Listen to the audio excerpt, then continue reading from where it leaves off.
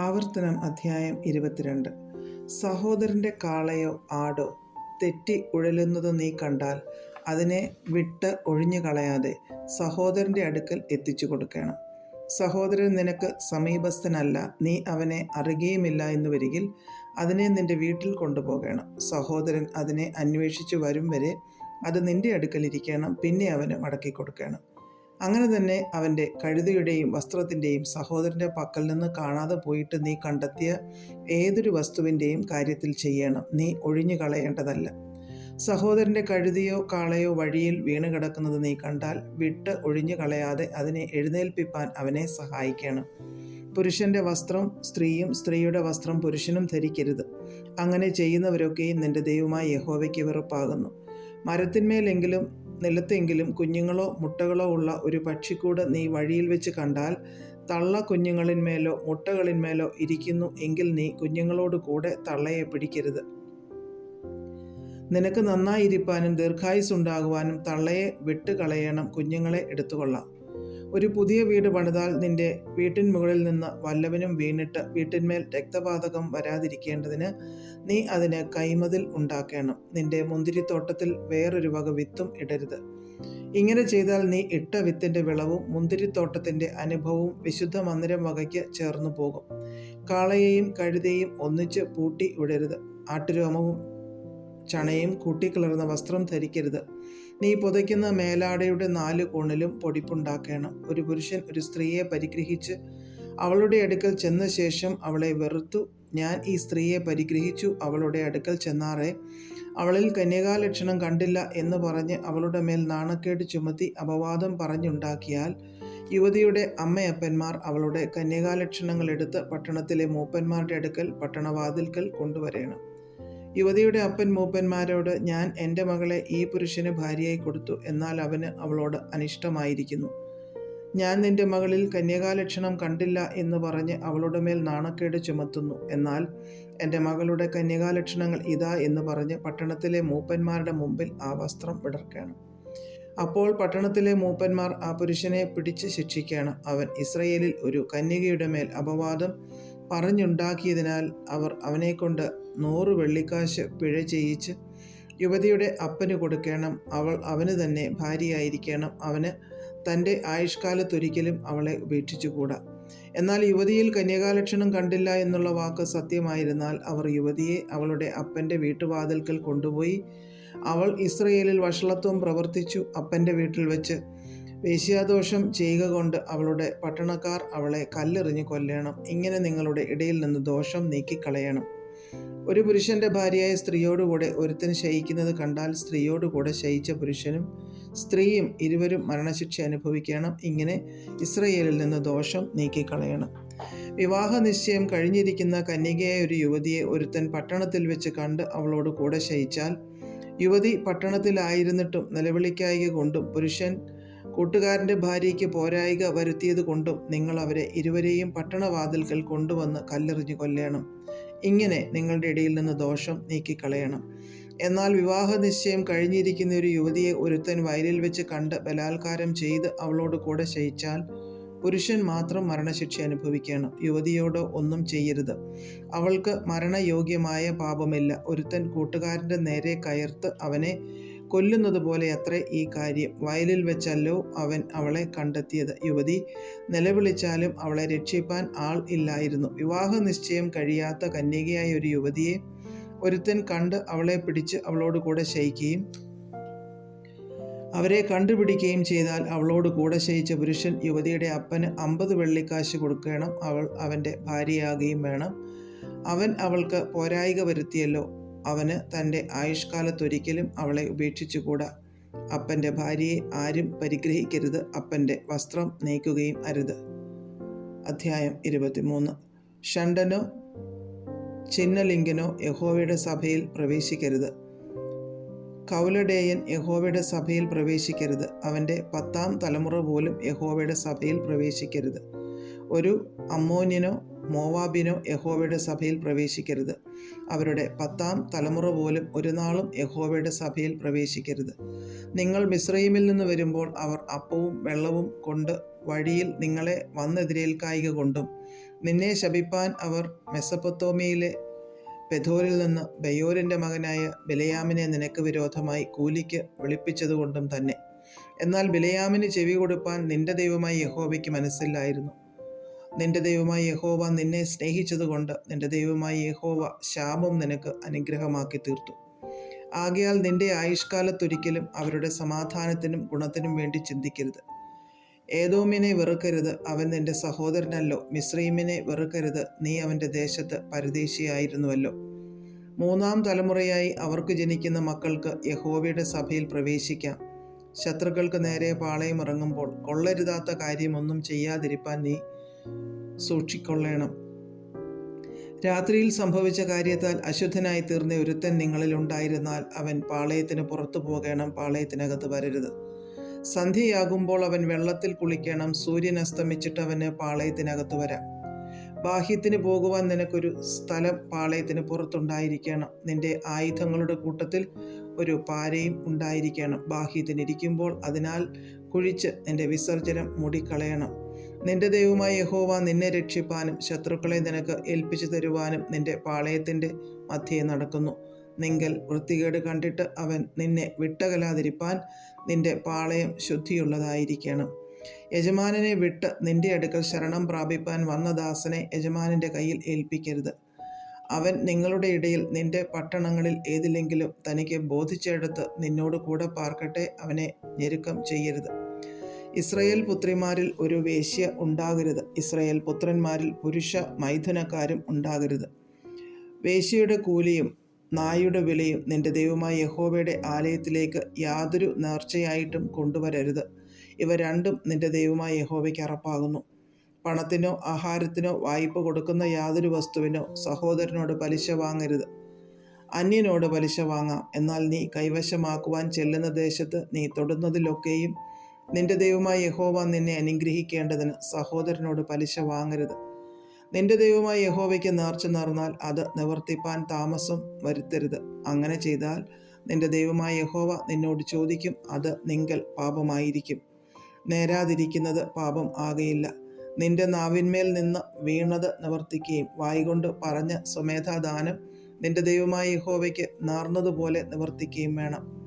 കൂട്ടുകാരൻ്റെ മുന്തിരിത്തോട്ടത്തിലൂടെ പോകുമ്പോൾ ഇഷ്ടം പോലെ മുന്തിരിപ്പഴം തൃപ്തിയാം വണ്ണം നിനക്ക് തിന്നാം, എങ്കിലും നിന്റെ പാത്രത്തിൽ ഇടരുത്. കൂട്ടുകാരൻ്റെ വിളഭൂമിയിൽ കൂടി പോകുമ്പോൾ നിനക്ക് കൈകൊണ്ട് കതിർ പറിക്കാം, എങ്കിലും കൂട്ടുകാരൻ്റെ വിളവിൽ അരിവാൾ വെക്കരുത്. അധ്യായം 24. ഒരു പുരുഷൻ ഒരു സ്ത്രീയെ തിരഞ്ഞെടുത്ത് വിവാഹം ചെയ്ത ശേഷം അവളിൽ ദൂഷ്യമായ വല്ലതും കണ്ടിട്ട് അവന് അവളോട് അനിഷ്ടം തോന്നിയാൽ ഒരു ഉപേക്ഷണ പത്രം എഴുതി കയ്യിൽ കൊടുത്ത് അവളെ വീട്ടിൽ നിന്ന് അയക്കണം. അവൻ്റെ വീട്ടിൽ നിന്ന് പുറപ്പെട്ട ശേഷം അവൾ പോയി മറ്റൊരു പുരുഷന് ഭാര്യയായി ഇരിക്കാം. എന്നാൽ രണ്ടാമത്തെ ഭർത്താവ് അവളെ വെറുത്തു ഒരു ഉപേക്ഷണപത്രം എഴുതി കയ്യിൽ കൊടുത്തു അവളെ വീട്ടിൽ നിന്ന് അയക്കുകയോ അവളെ ഭാര്യയായിട്ട് എടുത്ത രണ്ടാമത്തെ ഭർത്താവ് മരിച്ചു പോകുകയോ ചെയ്താൽ അവളെ ഉപേക്ഷിച്ച മുമ്പിലത്തെ ഭർത്താവിന് അവൾ അശുദ്ധയായ ശേഷം അവളെ പിന്നെയും ഭാര്യയായി പരിഗ്രഹിച്ചുകൂടാ. അത് യഹോവയുടെ മുമ്പാകെ അറപ്പാകുന്നു. നിന്റെ ദൈവമായ യഹോവ നിനക്ക് അവകാശമായി തരുന്ന ദേശം നീ പാപം കൊണ്ട് മലിനമാക്കരുത്. ഒരു പുരുഷൻ പുതുതായി ഒരു സ്ത്രീയെ പരിഗ്രഹിക്കുമ്പോൾ അവൻ യുദ്ധത്തിന് പോകരുത്. അവൻ്റെ മേൽ യാതൊരു ഭാരവും വെക്കരുത്. അവൻ ഒരു സംവത്സരത്തേക്ക് വീട്ടിൽ സ്വതന്ത്രനായിരുന്ന് താൻ പരിഗ്രഹിച്ച ഭാര്യയെ സന്തോഷിപ്പിക്കണം. തിരികല്ലാകട്ടെ അതിൻ്റെ മേൽക്കല്ലാകട്ടെ ആരും പണയം വാങ്ങരുത്. അത് ജീവനെ പണയം വാങ്ങുകയല്ലോ. ആരെങ്കിലും തൻ്റെ സഹോദരന്മാരായ ഇസ്രായേൽ മക്കളിൽ ഒരുത്തനെ മോഷ്ടിച്ച് അവനോട് കാഠിന്യം പ്രവർത്തിക്കുകയോ അവനെ വിലയ്ക്ക് വിൽക്കുകയോ ചെയ്യുന്നത് കണ്ടാൽ മോഷ്ടാവ് മരണശിക്ഷ അനുഭവിക്കണം. ഇങ്ങനെ നിങ്ങളുടെ ഇടയിൽ നിന്ന് ദോഷം നീക്കിക്കളയണം. കുഷ്ഠരോഗത്തിൻ്റെ ബാധാകാര്യത്തിൽ ഏറ്റവും സൂക്ഷിച്ചിരിപ്പാനും ലേവ്യരായ പുരോഹിതന്മാർ നിങ്ങൾക്ക് ഉപദേശിച്ചു തരുന്നത് പോലെയൊക്കെയും ചെയ്യുവാനും ജാഗ്രതയായിരിക്കണം. ഞാൻ അവരോട് കൽപ്പിച്ചതുപോലെ തന്നെ നിങ്ങൾ ചെയ്യണം. നിങ്ങൾ മിസ്രയീമിൽ നിന്ന് പുറപ്പെട്ട ശേഷം നിന്റെ ദൈവമായ യഹോവ വഴിയിൽ വെച്ച് മിര്യാമിനോട് ചെയ്തത് ഓർത്തുകൊള്ളുക. കൂട്ടുകാരന് എന്തെങ്കിലും വായ്പ കൊടുക്കുമ്പോൾ അവൻ്റെ പണയം വാങ്ങുവാൻ വീട്ടിനകത്ത് കടക്കരുത്. നീ പുറത്തു നിൽക്കണം. വായ്പ വാങ്ങിയവൻ പണയം നിന്റെ അടുക്കൽ പുറത്തു കൊണ്ടുവരേണം. അവൻ ദരിദ്രനാകുന്നുവെങ്കിൽ നീ അവൻ്റെ പണയം കൈവശം വെച്ചുകൊണ്ട് ഉറങ്ങരുത്. അവൻ തൻ്റെ വസ്ത്രം പുതച്ചുറങ്ങി നിന്നെ അനുഗ്രഹിക്കേണ്ടതിന് സൂര്യൻ അസ്തമിക്കുമ്പോൾ പണയം നീ അവന് മടക്കി കൊടുക്കണം. അത് നിന്റെ ദൈവമായ യഹോവയുടെ മുമ്പാകെ നിനക്ക് നീതിയായിരിക്കും. നിന്റെ സഹോദരന്മാരിലോ നിന്റെ ദേശത്ത് നിന്റെ പട്ടണങ്ങളിലുള്ള പരദേശികളിലോ ദരിദ്രനും അഗതിയുമായ കൂലിക്കാരനെ നീ പീഡിപ്പിക്കരുത്. അവൻ്റെ കൂലി അന്നേക്കന്ന് കൊടുക്കണം. സൂര്യൻ അതിന്മേൽ അസ്തമിക്കരുത്. അവൻ ദരിദ്രനും അതിനായി ആശിച്ചു കൊണ്ടിരിക്കുന്നവനുമല്ലോ. അവൻ നിനക്ക് വിരോധമായി യഹോവയോട് നിലവിളിപ്പാനും അത് നിനക്ക് പാപമായി തീരുവാനും ഇടവരുത്തരുത്. മക്കൾക്ക് പകരം അപ്പന്മാരും അപ്പന്മാർക്ക് പകരം മക്കളും മരണശിക്ഷ അനുഭവിക്കരുത്. താന്താൻ്റെ പാപത്തിന് താന്താൻ മരണശിക്ഷ അനുഭവിക്കണം. പരദേശിയുടെയും അനാഥൻ്റെയും ന്യായം മറിച്ച് കളയരുത്. വിധവയുടെ വസ്ത്രം പണയം വാങ്ങുകയുമരുത്. നീ മിസ്രയീമിൽ അടിമയായിരുന്നു എന്നും നിന്റെ ദൈവമായ യഹോവ നിന്നെ അവിടെ നിന്ന് വീണ്ടെടുത്തുവെന്നും ഓർക്കണം. അതുകൊണ്ടാകുന്നു ഇക്കാര്യം ഞാൻ നിന്നോട് കൽപ്പിക്കുന്നത്. നിന്റെ വയലിൽ വിളവ് കൊയ്തിട്ട് ഒരു കറ്റ വയലിൽ മറന്നുപോയാൽ അതിനെ എടുപ്പാൻ മടങ്ങിപ്പോകരുത്. നിന്റെ ദൈവമായ യഹോവ നിന്റെ സകല പ്രവൃത്തിയിലും നിന്നെ അനുഗ്രഹിക്കേണ്ടതിന് അത് പരദേശിക്കും അനാഥനും വിധവയ്ക്കും ഇരിക്കട്ടെ. ഒലിവ് വൃക്ഷത്തിൻ്റെ ഫലം തല്ലുമ്പോൾ കൊമ്പ് തപ്പിപ്പറിക്കരുത്. അത് പരദേശിക്കും അനാഥനും വിധവയ്ക്കും ഇരിക്കട്ടെ. മുന്തിരിത്തോട്ടത്തിലെ പഴം അറുത്തെടുക്കുമ്പോൾ കാല പെറുക്കരുത്. അത് പരദേശിക്കും അനാഥനും വിധവയ്ക്കും ഇരിക്കട്ടെ. നീ മിസ്രയീം ദേശത്ത് അടിമയായിരുന്നു എന്ന് ഓർക്കണം. അതുകൊണ്ടാകുന്നു ഞാൻ ഇക്കാര്യം നിന്നോട് കൽപ്പിക്കുന്നത്. അധ്യായം 25. മനുഷ്യർക്ക് തമ്മിൽ വ്യവഹാരമുണ്ടായിട്ട് അവർ ന്യായാസനത്തിങ്കൽ വരികയും അവരുടെ കാര്യം വിസ്തരിക്കുകയും ചെയ്യുമ്പോൾ നീതിമാനെ നീതീകരിക്കുകയും കുറ്റക്കാരനെ കുറ്റം വിധിക്കുകയും വേണം. കുറ്റക്കാരൻ അടിക്ക് യോഗ്യനാകുന്നു എങ്കിൽ ന്യായാധിപൻ അവനെ നിലത്ത് കിടത്തി അവൻ്റെ കുറ്റത്തിന് തക്കവണ്ണം എണ്ണി അടിപ്പിക്കണം. 40 അടി അടിപ്പിക്കാം, അതിൽ കവിയരുത്. കവിഞ്ഞ് അടിപ്പിച്ചാൽ സഹോദരൻ നിന്റെ കണ്ണിന് നിന്ദിതനായി തീർന്നേക്കാം. കാളമെതിക്കുമ്പോൾ അതിന് മുഖക്കൊട്ട കെട്ടരുത്. സഹോദരന്മാർ ഒന്നിച്ചു പാർക്കുമ്പോൾ അവരിൽ ഒരുത്തൻ മകനില്ലാതെ മരിച്ചുപോയാൽ മരിച്ചവൻ്റെ ഭാര്യ പുറത്തുള്ള ഒരുത്തന് ആകരുത്. ഭർത്താവിൻ്റെ സഹോദരൻ അവളുടെ അടുക്കൽ ചെന്ന് അവളെ ഭാര്യയായി പരിഗ്രഹിച്ച് അവളോട് ദേവരധർമ്മം നിവർത്തിക്കണം. മരിച്ചുപോയ സഹോദരൻ്റെ പേർ ഇസ്രയേലിൽ മാഞ്ഞു പോകാതിരിക്കേണ്ടതിന് അവൾ പ്രസവിക്കുന്ന ആദ്യജാതനെ അവൻ്റെ പേർക്ക് കണക്ക് കൂട്ടണം. സഹോദരൻ്റെ ഭാര്യയെ പരിഗ്രഹിപ്പാൻ അവന് മനസ്സില്ലെങ്കിൽ അവൾ പട്ടണവാതിൽക്കൽ മൂപ്പന്മാരുടെ അടുക്കൽ ചെന്ന് എൻ്റെ ദേവരന് തൻ്റെ സഹോദരൻ്റെ പേർ ഇസ്രയേലിൽ നിലനിർത്തുവാൻ ഇഷ്ടമില്ല, എന്നോട് ദേവരധർമ്മം നിവർത്തിപ്പാൻ അവന് മനസ്സില്ല എന്ന് പറയണം. അപ്പോൾ അവൻ്റെ പട്ടണത്തിലെ മൂപ്പന്മാർ അവനെ വിളിപ്പിച്ച് അവനോട് സംസാരിക്കണം. എന്നാൽ ഇവളെ പരിഗ്രഹിപ്പാൻ എനിക്ക് മനസ്സില്ല എന്ന് അവൻ ഖണ്ഡിച്ചു പറഞ്ഞാൽ അവൻ്റെ സഹോദരൻ്റെ ഭാര്യ മൂപ്പന്മാർ കാൺകെ അവൻ്റെ അടുക്കൽ ചെന്ന് അവൻ്റെ കാലിൽ നിന്ന് ചെരിപ്പഴിച്ച് അവൻ്റെ മുഖത്ത് തുപ്പി സഹോദരൻ്റെ വീട് പണിയാത്ത പുരുഷനോട് ഇങ്ങനെ ചെയ്യുമെന്ന് പ്രത്യുത്തരം പറയണം. ചെരിപ്പഴിഞ്ഞവൻ്റെ കുടുംബം എന്ന് ഇസ്രയേലിൽ അവൻ്റെ കുടുംബത്തിന് പേർ പറയും. പുരുഷന്മാർ തമ്മിൽ അടിപിടി കൂടുമ്പോൾ ഒരുത്തൻ്റെ ഭാര്യ ഭർത്താവിനെ അടിക്കുന്നവൻ്റെ കയ്യിൽ നിന്ന് വിടുവിക്കേണ്ടതിന് അടുത്തു ചെന്ന് കൈ നീട്ടി അവൻ്റെ ഗുപ്താംഗം പിടിച്ചാൽ അവളുടെ കൈ വെട്ടിക്കളയണം. അവളോട് കനിവ് തോന്നരുത്. നിന്റെ സഞ്ചിയിൽ തൂക്കം ഏറിയതും കുറഞ്ഞതുമായ 2 തരം പടി ഉണ്ടാകരുത്. നിന്റെ വീട്ടിൽ മുറുക്കവും എളുപ്പവുമായ 2 തരം പറയും ഉണ്ടാകരുത്. നിന്റെ ദൈവമായ യഹോവ നിനക്ക് തരുന്ന ദേശത്ത് നീ ദീർഘായുസ്സോടിരിക്കേണ്ടതിന് നിന്റെ പടി ഒത്തതും ന്യായമായതുമായിരിക്കണം. അങ്ങനെ തന്നെ നിന്റെ പറയും ഒത്തതും ന്യായമായതുമായിരിക്കണം. ഈ വകയിൽ അന്യായം ചെയ്യുന്നവനൊക്കെയും നിന്റെ ദൈവമായ യഹോവയ്ക്ക് വെറുപ്പാകുന്നു. നിങ്ങൾ മിസ്രയീമിൽ നിന്ന് പുറപ്പെട്ടു വരുമ്പോൾ വഴിയിൽ വെച്ച് അമാലേക്ക് നിന്നോട് ചെയ്തത്, അവൻ ദൈവത്തെ ഭയപ്പെടാതെ വഴിയിൽ നിന്റെ നേരെ വന്നു. നീ ക്ഷീണിച്ചും തളർന്നുമിരിക്കുമ്പോൾ നിന്റെ പിന്നണിയിലുള്ള ബലഹീനരെയൊക്കെയും സംഹരിച്ച കാര്യം തന്നെ ഓർത്തുകൊള്ളുക. ആകയാൽ നിന്റെ ദൈവമായ യഹോവ നിനക്ക് അവകാശമായി അടക്കുവാൻ തരുന്ന ദേശത്ത് ചുറ്റുമുള്ള നിന്റെ സകല ശത്രുക്കളെയും നിന്റെ ദൈവമായ യഹോവ നീക്കി നിനക്ക് സ്വസ്ഥത തന്നിരിക്കുമ്പോൾ നീ അമാലേക്കിൻ്റെ ഓർമ്മയെ ആകാശത്തിന് കീഴിൽ നിന്ന് മായിച്ചു കളയണം. ഇത് മറന്നു പോകരുത്. അധ്യായം 26. നിന്റെ ദൈവമായ യഹോവ നിനക്ക് അവകാശമായി തരുന്ന ദേശത്ത് നീ ചെന്ന് അത് കൈവശമാക്കി അവിടെ പാർക്കുമ്പോൾ നിന്റെ ദൈവമായ യഹോവ നിനക്ക് തരുന്ന ദേശത്ത് നിന്റെ നിലത്തിൽ നിന്ന് ഉണ്ടാകുന്നതായി നിലത്തിലെ എല്ലാ വക കൃഷിയുടെയും ആദ്യഫലം കുറേശ്ശെ എടുത്ത് ഒരു കൊട്ടയിൽ വെച്ചുകൊണ്ട് നിന്റെ ദൈവമായ യഹോവ തൻ്റെ നാമം സ്ഥാപിപ്പാൻ തിരഞ്ഞെടുക്കുന്ന സ്ഥലത്തേക്ക് പോകണം. അന്നുള്ള പുരോഹിതൻ്റെ അടുക്കൽ നീ ചെന്ന് അവനോട്, നമുക്ക് തരുമെന്ന് യഹോവ നമ്മുടെ പിതാക്കന്മാരോട് സത്യം ചെയ്ത ദേശത്ത് ഞാൻ വന്നിരിക്കുന്നു എന്ന് നിന്റെ ദൈവമായ യഹോവയോട് ഞാൻ ഇന്ന് ഏറ്റുപറയുന്നു എന്ന് പറയണം. പുരോഹിതൻ ആ കൊട്ട നിന്റെ കയ്യിൽ നിന്ന് വാങ്ങി നിന്റെ ദൈവമായ യഹോവയുടെ യാഗപീഠത്തിൻ്റെ മുമ്പിൽ വെക്കണം. പിന്നെ നിന്റെ ദൈവമായ യഹോവയുടെ സന്നിധിയിൽ നീ പ്രസ്താവിക്കേണ്ടത് എന്തെന്നാൽ, എൻ്റെ പിതാവ് ദേശാന്തരിയായ ഒരു അരാമ്യനായിരുന്നു. ചുരുക്കം പേരോടുകൂടെ അവൻ മിസ്രൈമിലേക്ക് ഇറങ്ങിച്ചെന്നു പരദേശിയായി പാർത്തു. അവിടെ വലിപ്പവും ബലവും പെരുപ്പവുമുള്ള ജനമായി തീർന്നു. എന്നാൽ മിസ്രൈമ്യർ ഞങ്ങളോട് തിന്മ ചെയ്തു, ഞങ്ങളെ പീഡിപ്പിച്ചു, ഞങ്ങളെക്കൊണ്ട് കഠിനവേല ചെയ്യിച്ചു. അപ്പോൾ ഞങ്ങൾ ഞങ്ങളുടെ പിതാക്കന്മാരുടെ ദൈവമായ യഹോവയോട് നിലവിളിച്ചു. യഹോവ ഞങ്ങളുടെ നിലവിളി കേട്ടു.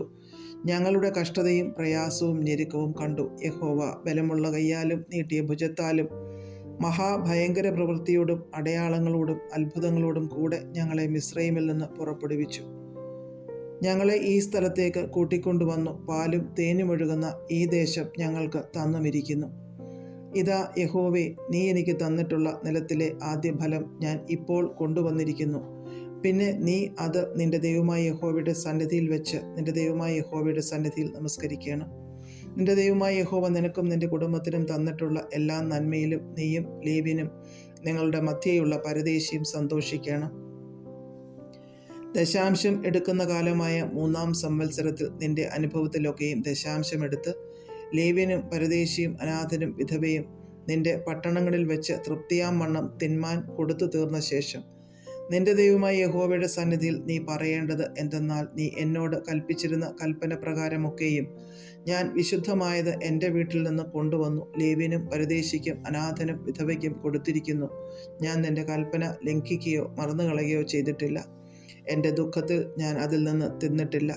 അശുദ്ധനായിരുന്നപ്പോൾ ഞാൻ അതിൽ ഒന്നും നീക്കി വച്ചിട്ടില്ല. മരിച്ചവന് അതിൽ നിന്ന് ഒന്നും കൊടുത്തിട്ടുമില്ല. ഞാൻ എൻ്റെ ദൈവമായ യഹോവയുടെ വാക്ക് കേട്ട് നീ എന്നോട് കൽപ്പിച്ചതുപോലെയൊക്കെയും ചെയ്തിരിക്കുന്നു. നിന്റെ വിശുദ്ധ വാസസ്ഥലമായ സ്വർഗത്തിൽ നിന്ന് നോക്കി നിന്റെ ജനമായ ഇസ്രയേലിനെയും നീ ഞങ്ങളുടെ പിതാക്കന്മാരോട് സത്യം ചെയ്തതുപോലെ ഞങ്ങൾക്ക് തന്ന ദേശമായി പാലും തേനും ഒഴുകുന്ന ദേശത്തെയും അനുഗ്രഹിക്കണമേ. ഈ ചട്ടങ്ങളും വിധികളും ആചരിപ്പാൻ നിന്റെ ദൈവമായ യഹോവ ഇന്ന് നിന്നോട് കൽപ്പിക്കുന്നു. നീ അവയെ പൂർണ്ണ ഹൃദയത്തോടും പൂർണ്ണ മനസ്സോടും കൂടെ പ്രമാണിച്ചു നടക്കണം. യഹോവ നിനക്ക് ദൈവമായിരിക്കുന്നുവെന്നും നീ അവൻ്റെ വഴികളിൽ നടന്ന് അവൻ്റെ ചട്ടങ്ങളും കൽപ്പനകളും വിധികളും പ്രമാണിച്ച് അവൻ്റെ വചനം അനുസരിക്കണമെന്നും നീ ഇന്ന് അരുളപ്പാട് കേട്ടിരിക്കുന്നു.